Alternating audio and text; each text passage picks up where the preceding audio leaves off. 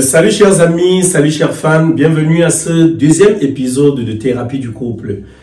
Pour commencer, je vais m'excuser déjà du retard accusé jusqu'ici, parce que bon, dès le départ, on s'était dit une chose, voilà.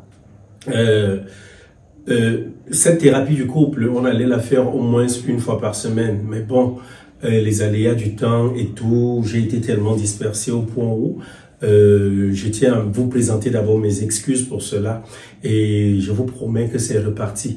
Nous aurons comme ça au moins un épisode en ligne chaque semaine, donc vous serez notifiés à chaque fois. Voilà, aujourd'hui, j'ai été saisi par une sœur, une amie qui m'a posé son problème et ensemble, je voudrais qu'on puisse trouver une solution à cela. Cette amie m'a fait savoir, tiens voilà, professeur Hope, j'ai un problème. J'ai un problème, c'est que la plupart des hommes avec lesquels je suis sorti finissent par se lasser de moi et par se débarrasser de moi et finissent par s'en aller, par me quitter parce que je suis très impulsif. Je n'arrive pas à contrôler mon impulsivité et c'est la clé de l'échec de mes relations. Alors, elle m'a posé la question de savoir comment faire pour, n'est-ce pas, faire en sorte que cela ne soit plus possible. Comment faire pour que, cette impulsivité puisse s'arrêter. Donc, j'ai tenu à lui donner une réponse et je sais que derrière aussi, au vu de vos multiples commentaires, ensemble, on pourra encore lui donner des conseils. Alors, l'impulsivité, c'est quoi? Le fait d'être impulsif. Le fait d'être impulsif tient à beaucoup de choses. On peut être impulsif, ça veut dire c'est cette capacité-là ou cette incapacité pour certaines personnes de pouvoir se contrôler, d'entrer très rapidement dans la colère, d'être porté vers la colère très rapidement. C'est cette faculté-là pour ces personnes-là de s'énerver tout de suite pour un rien. Et alors, l'impulsivité, elle peut être physique, elle peut être morale. L'impulsivité physique entraîne des violences ici, on va se permettre peut-être le conjoint, la conjointe, voilà, ou alors la personne forte entre les deux va se permettre des écarts de conduite, peut-être claquer l'autre, donc donner des pertes de gifles, peut-être bastonner, fouetter, prendre peut-être même la ceinture, bastonner. Et maintenant l'impulsivité aussi qui se veut morale ici, c'est en fait une forme de torture morale parce que le conjoint habituellement ne se rend pas compte peut-être qu'au vu de sa réaction, l'autre souffre. L'autre souffre.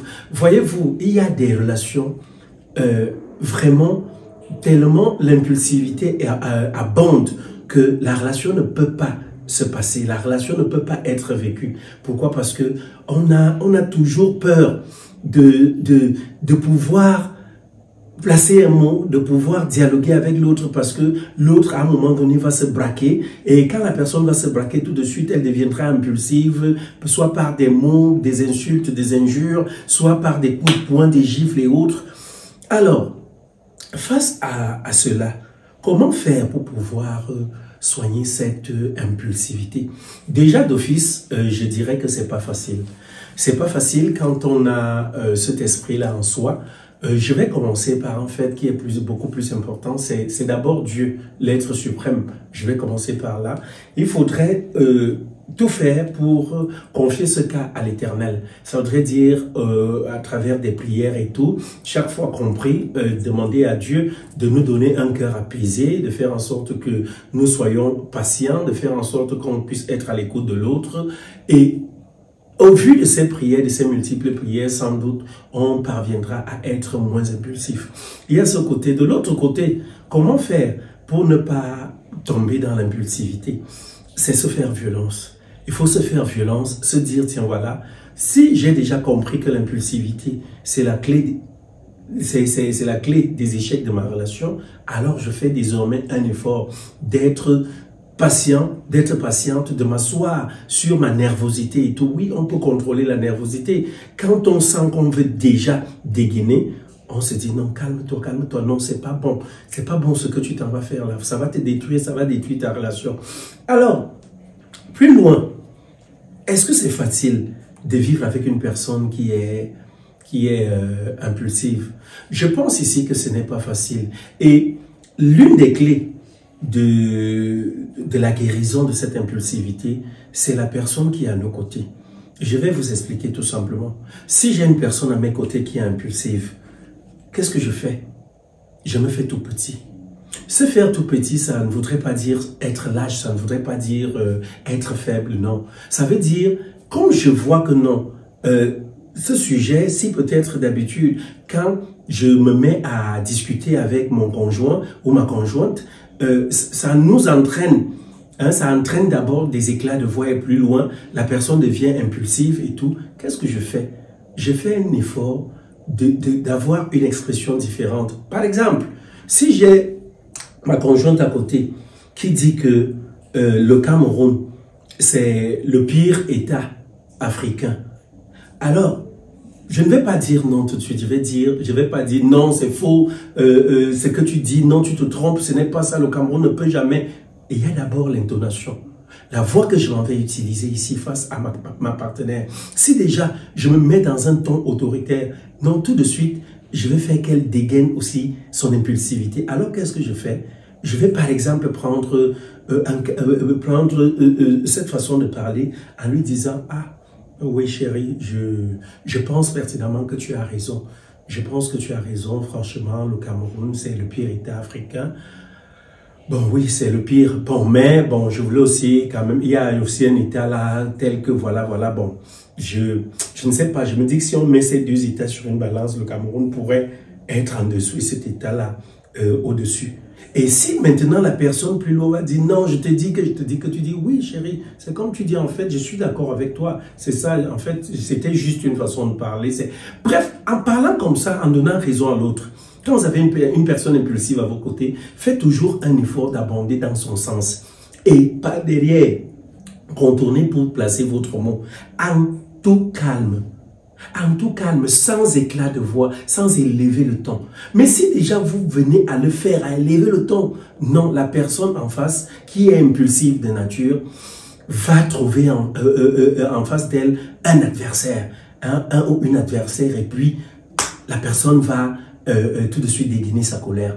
Donc, nous devons être patients à l'endroit de ces personnes qui sont impulsives. Ça voudrait dire, si une personne est impulsive, la quitter ne l'aide pas. Déjà, la quitter ne l'aide pas. Parce que si déjà elle a été impulsive avec nous, elle sera avec quelqu'un d'autre. Il faut plutôt attendre souvent aussi les moments de joie. Peut-être vous venez de faire l'amour et puis elle est couchée, elle ou il est couché à côté de vous ou elle est couchée sur votre poitrine et tout. Une petite caresse dans les cheveux où tu commences à apprécier vraiment. J'aime bien ta chevelure, tu as un bonnet, j'aime bien tes yeux, j'aime bien ceci et tout. Et puis là, tout de suite, vous profitez de parler, de dire chérie, je sais habituellement que voilà, je fais des choses qui te portent vers la colère, mais je voulais savoir, dis-moi un peu, tu voudrais que je sois comment peut-être quand on dialogue? Dis-moi quelle est l'attitude que tu aimerais que j'ai. Il faut dialoguer, il faut communiquer. Je ne cesserai de le dire, la clé de toute relation, c'est la communication. Moi, j'ai été blessé plusieurs cœurs parce qu'à un moment donné, j'étais aussi très impulsif. J'étais ce mec-là qui, voilà, qui n'aimait pas qu'on lui dise non, qui n'aimait pas qu'on le contredise et tout. Mais Dieu m'a aidé et aujourd'hui, je puis dire que j'ai guéri de cette impulsivité au point où je suis quelqu'un, quand quelque chose vient là vers moi, même sur les réseaux sociaux, vous allez le voir, hein, quand quelqu'un vient et peut-être m'insulte ou bien dénigre de façon très négative ce que je fais, je sens la méchanceté dans ses écrits, mais je viens avec un petit rire, un petit sourire derrière et la personne tout de suite même se ressaisit. Donc, qu'est-ce que je peux dire? Est-ce qu'il est facile de vivre avec ces personnes? Non, mais il n'est pas bien de les quitter, parce qu'en les quittant, on ne les aide pas. Donc, tout compte fait, ce que je m'en vais faire aussi là, je vais un peu poser la question à ma partenaire de vie, hein, elle pourra avoir un mot aussi à ajouter et tout. Baby, viens s'il te plaît. Donc, elle pourra avoir en tant que femme un regard féminin, nous dire aussi ce qu'elle pense de tout cela. Qu'est-ce qui rend une personne impulsive? Qu'est-ce que... Mon amour, viens s'il te plaît. Tu dis bonjour d'abord à nos fans. Bonjour les abonnés de la reprise famille. Voilà, tu me fais bisous. Voilà. Je l'ai appelée parce que c'est une femme. Une femme, en fait, je suis en train de parler de l'impulsivité là. Il y a une amie qui m'a contacté là, qu'elle n'arrive pas à garder ses relations à cause de son impulsivité. Alors, je voudrais que tu puisses leur dire, toi par exemple, qu'est-ce qui peut créer en toi l'impulsivité? Si tu viens être impulsive, peut-être tu es avec ton conjoint comme nous sommes là, est-ce qu'il y a quelque chose qui peut créer l'impulsivité en une personne? Et plus loin, y a-t-il une façon peut-être de soigner cette impulsivité? Qu'est-ce que je vais dire? Souvent, ça peut être indépendamment de la personne et ça peut aussi être dû à son passé. Oui. Je pense. Si on a eu un passé violent, un passé amoureux, voilà, surtout. Donc un partenaire ou une partenaire avec qui on avait constamment des problèmes, c'est ça? Voilà, donc pour se protéger à l'avenir, on se crée une coquille, une façade qu'on n'aimerait pas qu'elle soit brisée de peur de se faire mal encore à nouveau et de subir encore ce qu'on a eu à subir par le passé. Oui. Je pense que généralement, chez plusieurs personnes, c'est ça. Donc, il y a des personnes qui se créent des personnalités qui ne sont pas les leurs. Et elles s'habituent à vivre derrière ces personnalités-là pour se protéger. Et souvent, les personnes qui viennent après dans leur vie, peu importe qu'elles viennent avec de bonnes intentions, ces dernières viennent payer le prix et les pots cassés, comme on dit souvent, des précédentes personnes. Oui. Donc, je ne sais pas comment on peut le soigner parce qu'honnêtement parlant, je fais partie de ces personnes. Je crois que j'ai ce côté-là, pas je crois, j'ai ce côté très très fort même. Mais je ne sais pas comment on le soigne. Mais je pense que... très impulsive. Moralement, très impulsive.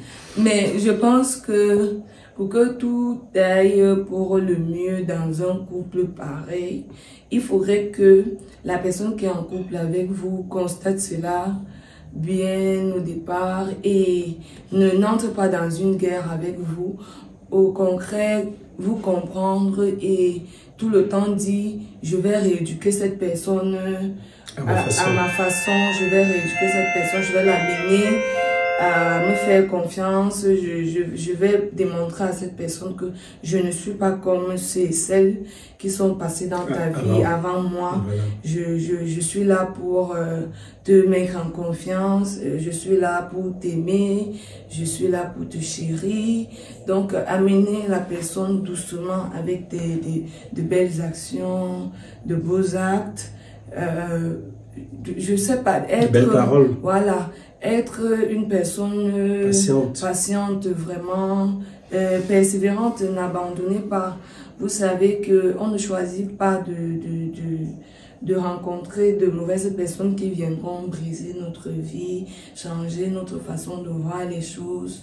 Donc, on s'est juste blessé dans l'aventure qu'est la vie. Et lorsqu'on décide de se reconstruire, il faudrait qu'on se reconstruise avec une personne qui compatit à ce qu'on a vécu. Alors, si vous venez et vous voulez vous comparer, parce que souvent, ça crée aussi ça, la comparaison de l'ex-personne dans la vie de votre partenaire. Vous voulez toujours vous mesurer à la personne qui était là avant. Voilà, je fais ci, est-ce que la personne faisait ça? Voilà, je suis comme ça, je t'avais trouvé, on te malmenait, machin. Toutes ces choses-là vont révolter la personne en face de vous, moi particulièrement. Si je n'ai pas quelqu'un à un tempérament vraiment très très doux comme votre le père, si. Ouais, c'est que moi je suis pas en couple. Parce que catcheuse internationale, c'est moi. Catcheuse internationale.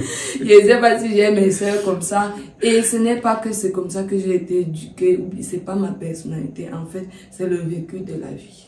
Ok, vous avez donc compris. Ça voudrait dire tout simplement, elle vous a dit une personne douce. Sans me vanter, je le suis. Une personne douce. Ça fait donc pour pouvoir contenir une personne impulsive à ses côtés, il faut s'armer de patience. Il faut s'armer de tendresse et de douceur et par-dessus tout, il faut savoir communiquer. N'allez pas, voilà, la compréhension. N'allez pas faire que quand la personne peut-être est là à vos côtés, si elle dit quelque chose qui va à l'encontre de ce que vous êtes en train de penser, ayez un ton Donc, une façon de lui parler. Donc, parce que déjà, même le ton, s'il est agressif, s'il est autoritaire, ça va créer en la personne, donc, en votre conjoint, votre conjointe. Donc, tout de suite, elle va déployer son bouclier et se dire, non, mais qu'est-ce qu'il veut faire là ou qu'est-ce qu'elle veut me faire là. Donc, savoir comprendre la personne, lui parler en des termes affectueux, en des termes doux, même quand quand votre conjoint, votre conjointe a tort, allez-y, faites-vous petit, repartez. Ce n'est qu'à force de le faire que vous parviendrez à soigner la personne. Et à découvrir la belle personne qui se cache derrière. Donc voilà, je crois que nous avons pu dire une des choses. On n'a peut-être pas tout dit et peut-être on peut aussi se tromper. Soyez indulgents. Tout compte fait, nous restons et nous vous regardons derrière à travers les commentaires. C'est notre point de vue. Donc voilà, donc il doit être respecté. Le vôtre aussi, nous allons le respecter. Donc que dire de plus? À la prochaine, on sera bien sûr comme ça au 3e épisode de notre thérapie de couple. Faites comme nous, supportez-vous, soyez patients, soyez compréhensifs et par-dessus tout, faites preuve d'amour. Nous vous aimons très fort. Bisous. Bye bye.